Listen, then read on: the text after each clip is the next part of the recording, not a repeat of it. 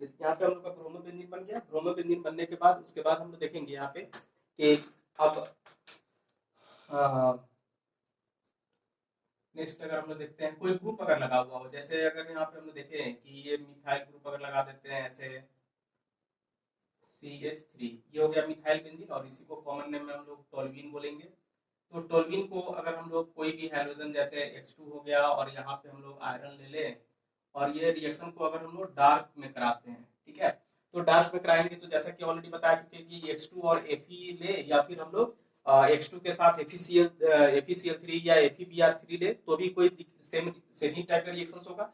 अब यहाँ पे हम लोग को देखना है कि ये इससे जो इलेक्ट्रोफाइल निकलता है दैट मींस की X प्लस जो इलेक्ट्रोफाइल निकलेगा, ये इलेक्ट्रोफाइल कहाँ पे अटैक करेगा। तो इसमें हम लोग देख चुके कि बेंजीन में अगर कोई भी ग्रुप जुड़ा हुआ हो तो ग्रुप डिसाइड करता है कि ये इलेक्ट्रोफाइल कहाँ पे अटैक करेगा। दैट मीन्स कि अब तब हम लोग देख सकते हैं कि ये किस तरह का ग्रुप है। तो इस ग्रुप को अगर हम लोग कहेंगे कि ये जो CH3 ग्रुप है हम लोग का, ये CH3 ग्रुप एक्चुअली इसको हम लोग बोलते हैं ऑर्थो पारा डायरेक्टिंग एंड एक्टिवेटिंग ग्रुप। तो ऑर्थो पारा डायरेक्टिंग एंड एक्टिवेटिंग ग्रुप में ऑलरेडी आप पढ़ चुके हैं इलेक्ट्रोफिलिक सब्स्टिट्यूशन, जब हम लोग पढ़ रहे थे 11th क्लास में, तो वहां पे हम लोग पढ़े थे इस चीज को।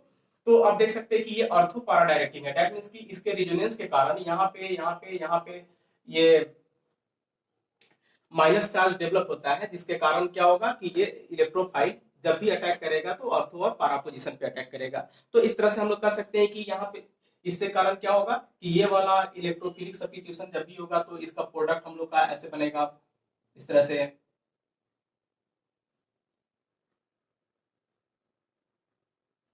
यहाँ पे अर्थो पोजीशन पे और प्लस दूसरा ऐसा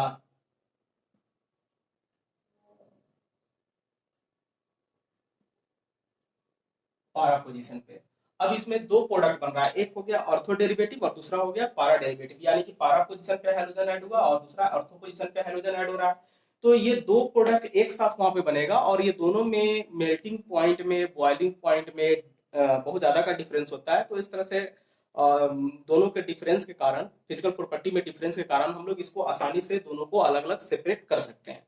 नेक्स्ट हम लोग आते हैं, जैसे अगर हमको आयोडीनेशन कराना हो, हम लोग क्लोरीनेशन करा लिए, ब्रोमिनेशन करा लिए, अगर हम लोग को आयोडीनेशन कराना हो तो एक चीज हम लोग को ध्यान दिया जाता है कि जैसे अगर ये बेंजीन है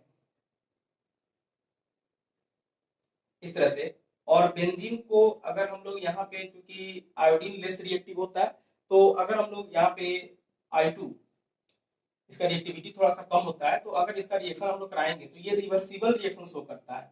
रिवर्सिबल रिएक्शन शो करने का मतलब कि इसका जो प्रोडक्ट बनेगा वो प्रोडक्ट इस तरह से होगा, ऐसे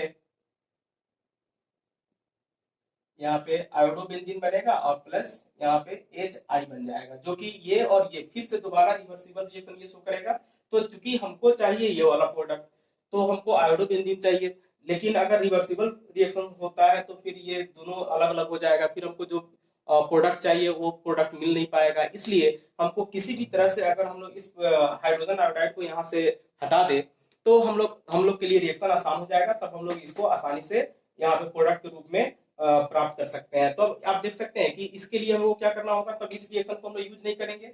अब इसके लिए हम लोग कोई ना कोई ऑक्सीडाइजिंग एजेंट का जरूरत पड़ेगा। तो ऑक्सीडाइजिंग एजेंट हम लोग यहाँ पे क्या ले सकते हैं, कोई भी ऑक्सीडाइजिंग एजेंट जैसे HNO3 यूज कर सकते हैं, HiO4 यूज कर सकते हैं, हाइड्रोआयोडिक एसिड यूज कर सकते हैं। तो इस तरह से हम लोग क्या करेंगे, इसको रिएक्शन को अगर कराना हो तो यहाँ पे ऑक्सीडाइजिंग एसिड ले सकते हैं। जैसे ये हो गया benzene plus I2 plus 2HNO3। तो एक्चुअली ये ऑक्सीडाइजिंग एसिड है, ऑक्सीडाइजिंग एसिड्स ले रहे हैं। तो ये ऑक्सीडाइजिंग एसिड करेगा क्या कि इस HI जो यहाँ पे HI फॉर्म हो रहा है, इस HI को ऑक्सीडाइज कर देगा, यानी कि H2 में और I2 में। तो H2O और I2 में अगर चेंज कर देगा वाटर में और आयोडीन में, तो यहाँ से आयोडीन फिर से I2 यहाँ पे पार्टिसिपेट करेगा रिएक्शन में और ये प्रोडक्ट का फॉर्मेशन कराएगा। तो इसके लिए बेटर रिएक्शन हो जाता है। तब हम लोग यहाँ पे देख सकते हैं कि ये रिएक्शन कैसे होगा। तो इस तरह से इसका रिएक्शन होता है, ऐसे आयोडोबेंजीन बन जाएगा प्लस 2NO2 प्लस 2H2O, इस तरह से ये रिएक्शन होगा। तो आप देख सकते हैं इसको दो मूल्य हम लोग लेंगे, तो इस तरह से आयोडोबेंजीन यहाँ पे बन गया। तो कोई भी ऑक्सीडाइजिंग एसिड के प्रेजेंस में ही हम लोग को ये रिएक्शन कराना होगा। तो ये बात को ध्यान देना होगा कि हम लोग डायरेक्ट इसको ऐसे नहीं कराएंगे, हम लोग कोई ना कोई एसिड के प्रेजेंस में कराएंगे। तो ये चीज को आपको याद रखना होगा। तो ये हम लोग का था इलेक्ट्रोफिलिक सब्स्टिट्यूशन रिएक्शन से कैसे हम लोग प्रिपेयर करते हैं हैलो एरिन्स को। नेक्स्ट हम लोग का है दूसरा, इसके बाद सैंडमेयर रिएक्शंस। नेक्स्ट रिएक्शन हम लोग देखेंगे यहाँ पे बाई सैंडमेयर रिएक्शन।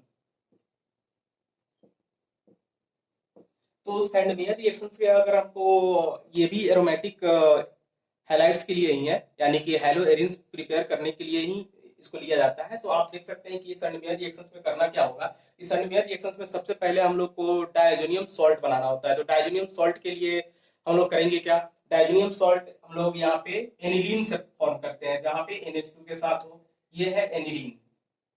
और इस एनिलीन को जब भी हम लोग कोई भी मिनरल एसिड से रिएक्शन कराएंगे, मिनरल एसिड यानी कि सोडियम नाइट्राइट, तो सोडियम नाइट्राइट इस तरह से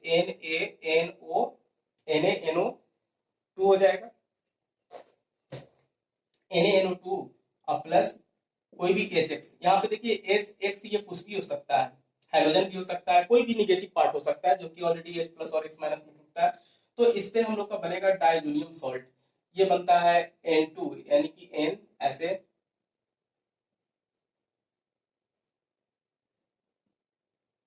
प्लस और यहाँ पे X माइनस। तो ये हो गया डायजोनियम सॉल्ट।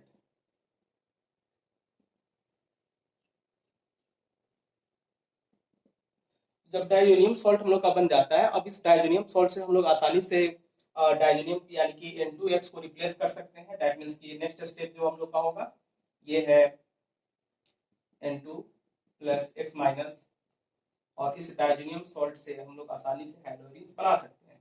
अब इसमें हैलोजेंस बनाने के लिए हम लोग को करना क्या होगा, कॉपर का हैलाइड लेना होता है, क्यूप्रस हैलाइड CuX2।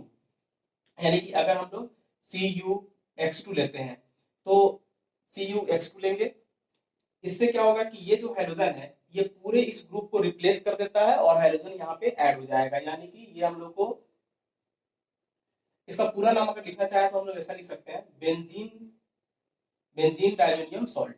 यानी कि अब अगर हाइड्रोजन लगाएंगे तो हाइलाइट लिखेंगे यहाँ पे, अगर सल्फेट रहेगा तो सल्फेट लिखेंगे। तो इस तरह से जो भी रहेगा उसके अकॉर्डिंग हम लोग इसका नाम लिखेंगे। तो ये हो गया बेंजीन डायजोनियम सॉल्ट। और बेंजीन डायजोनियम सॉल्ट के साथ अगर हम लोग कॉपर का हाइलाइट लगाते हैं Cu2X2 यानी क्यूप्रस हैलाइड, तो क्यूप्रस हैलाइड लेने के कारण क्या होगा, यहाँ पे X2 कुछ भी हो सकता है, X2 यानी कि यहाँ पे X इक्वल टू क्लोरीन और ब्रोमीन हम लोग जनरली लेंगे। तो ये चीज हो जाएगा, यहाँ पे X ऐड हो जाएगा और प्लस N2 वहां पे अलग हो जाएगा, नाइट्रोजन गैस अलग हो जाएगा। अगर हमको आयोडोबेंजीन फिर यहाँ पे बनाना हो तो क्या कर सकते हैं डायजोनियम सॉल्ट से, अगर हमको आयोडोबेंजीन बनाना हो, यहाँ पे X के बदले ऑलरेडी बता चुके हैं कि ये क्लोरीन हो सकता है, ब्रोमीन हो सकता है, लेकिन आयोडोबेंजीन लेना हो तो हम लोग सिंपल इसको पोटेशियम आयोडाइड से रिएक्शन कराते हैं। तो पोटेशियम आयोडाइड से रिएक्शन कराने के बाद ये आयोडीन में चेंज हो जाता है, इसमें और कुछ करने का जरूरत नहीं है। तो ये हो जाएगा यहाँ से आयोडोबेंजीन।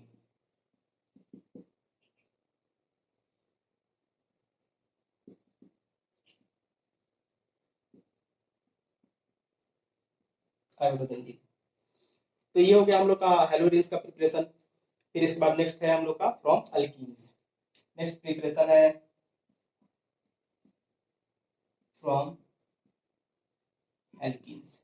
और आप देख सकते हैं अगर हम लोग इसको इस रिएक्शन में CuH2 यूज किए हैं तो इसी रिएक्शन को डायजोनियम सॉल्ट से इसको यूज करने के बाद जो हम लोग का हैलो अल्कीन या कोई भी कंपाउंड बनता है उस रिएक्शंस को हम लोग बोलते हैं सैंडमेयर रिएक्शंस।